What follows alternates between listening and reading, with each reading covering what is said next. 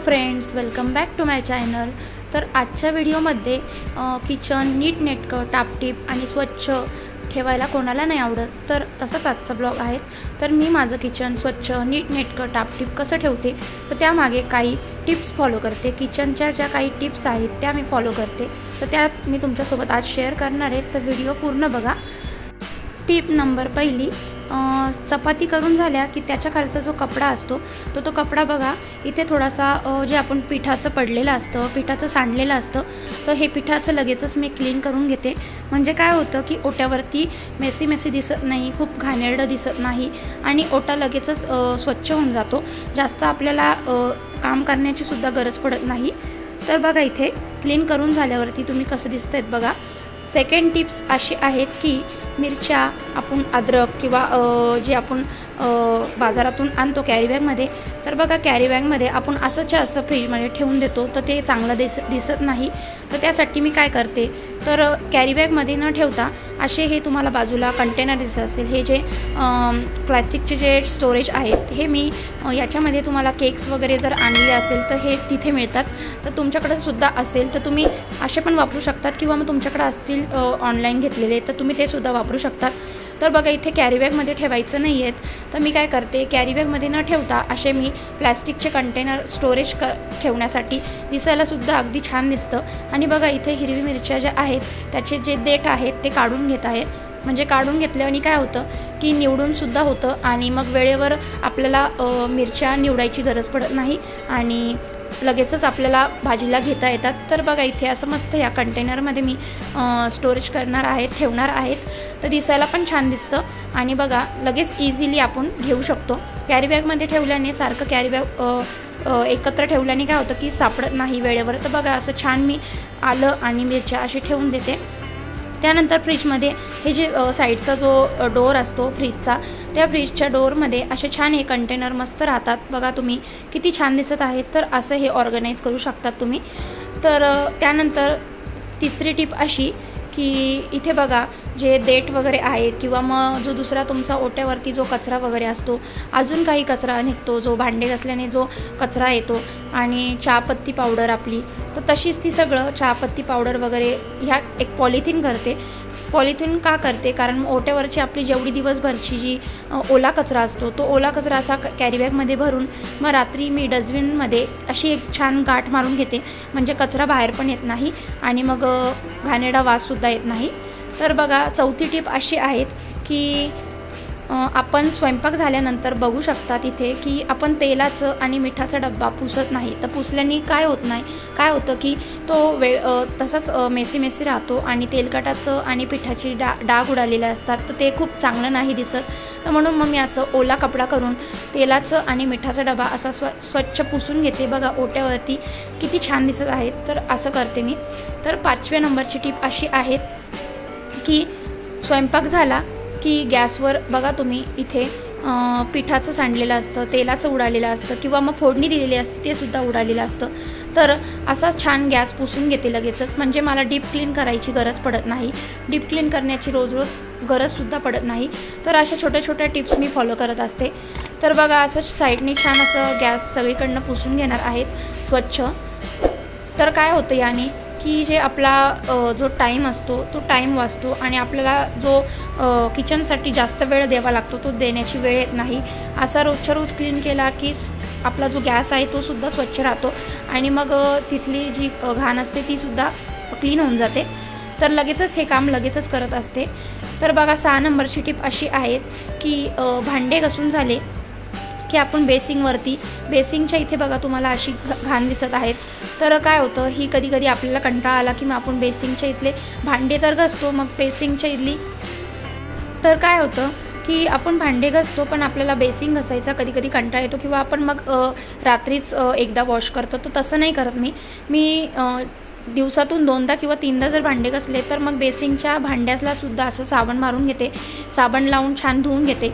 याच्याने काय होतं की जसं आपण आपले भांडे स्वच्छ ठेवतो तसंच आपलं बेसिंगसुद्धा स्वच्छ राहिलं पाहिजे, म्हणून दिवसभर आपला तिथे घाणेरडा वास नको यायला, किंवा मेसी नको दिसायला, किंवा त्यामध्ये कचरा नको राहायला, म्हणून मग असं रोजच्या रोज बेसिंग दिवसातून मी 2-3 वेळा क्लीन करत असते। काय होतं की घरामध्ये किचन स्वच्छ असेल तर आपल्यालासुद्धा फ्रेश वाटतं आणि मनसुद्धा चांगलं राहतं। तर बघा बेसिंगमध्ये असं छान साबणीने घासून घेतलेलं आहे। मग नंतर एक ग्लासाने मी सगळीकडे पाणी टाकून घेते। बघा बेसिंग अगदी चकाचक नवीन सारखं झालेलं आहे। तर अशा छोट्या छोट्या टिप्स मी फॉलो करत असते, माझं घर कसं स्वच्छ ठेवण्यासाठी मदत होते। तर बघा तुम्ही सुद्धा अशा टिप्स फॉलो करू शकतात। आणि जे नवीन मैत्रिणी असेल माझ्या चॅनलला सबस्क्राईब केलेलं नसेल तर नक्कीच चॅनलला सबस्क्राईब करा आणि बेल आयकॉनला प्रेस करा, म्हणजे माझ्या रोजच्या रोज व्हिडिओ तुमच्यापर्यंत डेली पोहोचतील। आणि हो, शेअर करायला विसरू नका।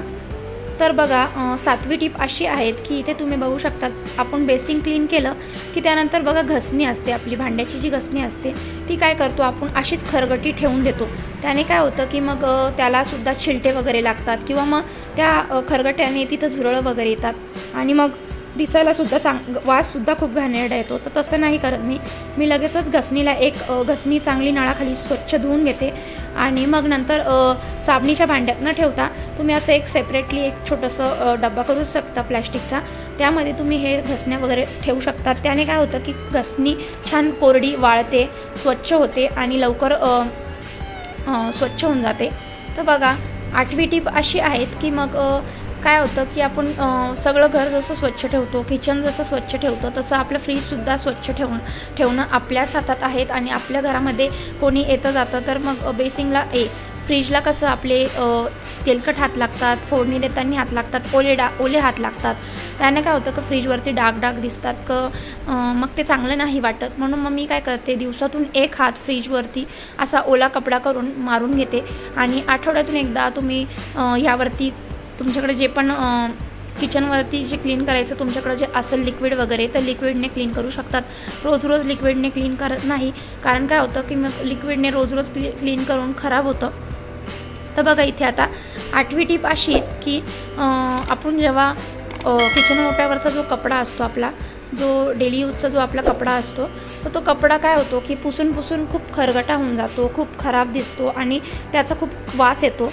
तर मग काय करते मी त्यावेळेस की जसं आपण सगळं भांडे घसतो किंवा ओटा क्लीन करतो तसंच हा कपडासुद्धा मी लगेचच भांडे झाले की लगेचच ओट्यावरतीच असे साबण घेते किंवा विम जेल लिक्विड असेल तर ते घेऊ शकतात आणि लगेच इथे बेसिंगमध्ये छान असा पिळून घेते, चांगला घसरा देऊन घेते हातावरच आणि मग बघा तुम्ही कपडा किती स्वच्छ झालेला आहे।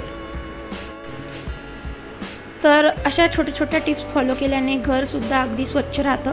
आणि बघा कपडा असाच ओला कपडा तसाच न ठेवता चुरगळून मी असा लगेच मोकळा करून किचन वट्ट्यावरती टाकते, वाळत टाकते, म्हणजे काय होतं की थोड्या वेळातच लगेच टॉवेल किंवा कपडा लगेच सुकून जातो।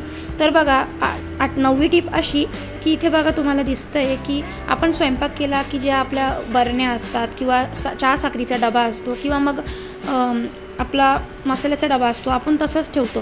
तर तसंच न ठेवता काय करते मी लगेचच आपण ओट्यावरती तसंच ठेवून देतो। मग आपण जागेवर ठेवायचा कंटाळा करतो, तर कंटाळा नाही करत मी, तर लगेचच ती गोष्ट काम झालं की लगेचच त्याच्या जागेवर मी लगेचच ठेवून देते।